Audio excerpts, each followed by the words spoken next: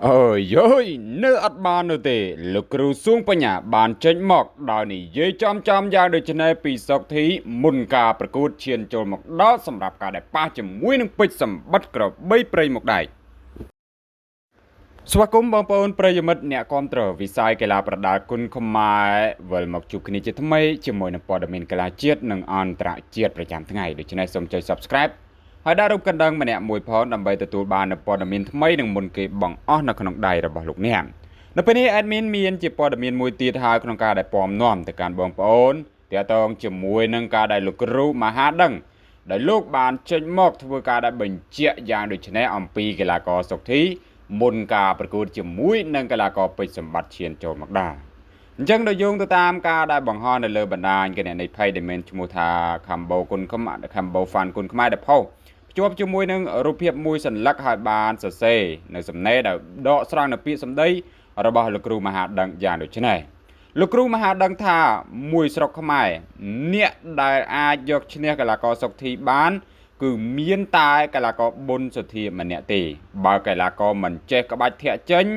បានតែកណ្ដាប់ដៃទៅមិនរួចជាមួយនឹងសុកធីនោះឡើយអញ្ចឹងនេះគឺជាការដែលលើកឡើងពីសំណាក់លោកគ្រូសួងបញ្ញាដែលបងប្អូនតែងតែហៅថាលោកគ្រូមហាដឹងគាត់បានចេញមកដោយលើកឡើងថាចំពោះស្រុកខ្មែររបស់យើងមិនដែលគេហៅថាមានកីឡាកររូបណាឬក៏អ្នកណាអាចយកឈ្នះកីឡាករសុកធីបាននៅឡើយក្រៅតែពីប៊ុនសុធីបើកីឡាករនោះមិនចេះក្បាច់ធាក់ចេញបានតែកណ្ដាប់ដៃមុខជាទៅមិនរួចជាមួយនឹងកីឡាករសុកធីនោះទេចឹងនេះគឺជាការដែលលើកឡើងរបស់គាត់ហើយយ៉ាងណាមិញចំពោះជំនួបនៃសុកធីជាមួយនឹងពេជ្រសម្បត្តិក្របីព្រៃមុខដែកនឹងត្រូវធ្វើឡើងនៅថ្ងៃទី28ខែមិថុនាឆ្នាំ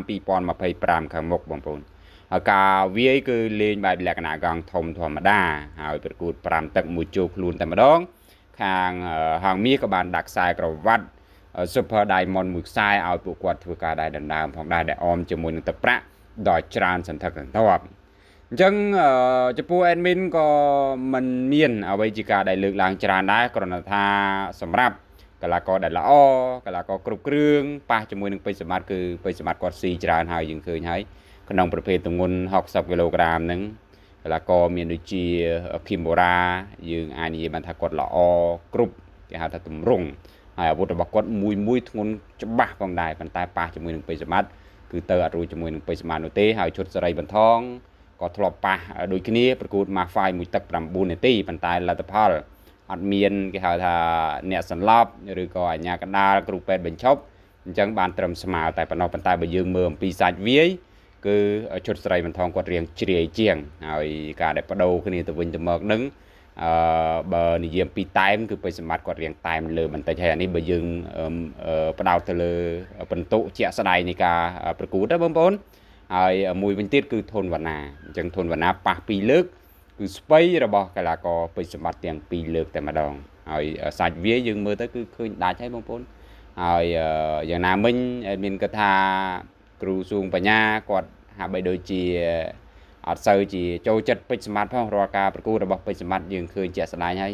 គាត់តែងតែលើកឡើងថាពេជ្រសម្បត្តិនឹងទៅមិនរួចនោះទេនឹងយ៉ាប់នឹងលំបាកនឹងផ្លុំផេះលែងហើយបងប្អូនប៉ុន្តែការពិតជាក់ស្ដែងគឺអត់អញ្ចឹងទេពេជ្រសម្បត្តិគឺជាប្រភេទគេហៅថាកីឡាករលះឡើងទៅវាយដាច់ហើយអ្នកដែលល្អក្បាច់បច្ចេកទេសនិយាយរួមទៅកីឡាករប្រភេទណាក៏គាត់ធ្លាប់ប៉ះដែរអញ្ចឹងសម្រាប់ការដែលលើកឡើងវាគ្រាន់តែជាផ្នែកមួយតើតើជាមួយនឹងគេហៅថាការយកឃើញរបស់គាត់តែប៉ុណ្ណោះហើយ admin ក៏មិនទៅជជែកវែងញែកអីនោះដែរហើយយ៉ាងណាសម្រាប់ការប្រកួតជាក់ស្ដែងនៅលើសង្វៀនយើងសង្ឃឹមថាទាំងពេជ្រសម្បត្តិនិងសុកធីគាត់នឹងខិតខំប្រឹងប្រែងឲ្យអស់ពីលទ្ធភាពរៀងខ្លួនណាបងប្អូនវាយឲ្យកក្រៅវាយល្អមើលសាកសមនៅអ្វីដែលជាគូបងប្អូនមហាជន fan អ្នកគាំទ្រចង់តាមដានចង់ទស្សនាហើយទម្រង់របស់សុកធីយើងដឹងហើយក្បាច់ហើយទម្រង់របស់កីឡាករពេជ្រសម្បត្តិគឺកីឡាករបុកហើយអ្នកទាំងពីរ admin គិតថានឹងប្រកួតល្អមើលហើយបងប្អូនសុកធីគាត់ក្បាច់មែនប៉ុន្តែគាត់ជាប្រភេទក្បាច់ទប់វាយទេមិនមែនគេហៅថាក្បាច់ដាក់លេខរចាយដើម្បីរត់វាយយកឈ្នះពិន្ទុអីនោះទេអញ្ចឹងអ្វីគឺមានតែការប្រកួតជាក់ស្ដែងនៅលើ សង្វៀនតែប៉ុណ្ណោះហើយតើបងប្អូនគិតយ៉ាងណាដែរចំពោះលោកគ្រូមហាដឹងគាត់ថាប្រសិនបើក្នុងលក្ខខណ្ឌកីឡាករគុណខ្មែររបស់យើងប៉ះជាមួយនឹងសុកធីចេះតែកណ្ដាប់ដៃមួយមុខពិតប្រាកដណាស់គឺទៅមិនរួចជាមួយនឹងសុកធីនោះទេគាត់ថាមានតែប៊ុនសធីទេដែលអាចយកឈ្នះសុកធីបានដោយសារតែកាលនោះចង្វាក់របស់ប៊ុនសធីគាត់មានធាក់ចេញអីអញ្ចឹងជាដើមទៅអញ្ចឹងបងប្អូនក៏អាចចូលរួមខមមិនបញ្ចេញជាមតិយោបល់ម្នាក់មួយជាចុងក្រោយសូមជម្រាបលា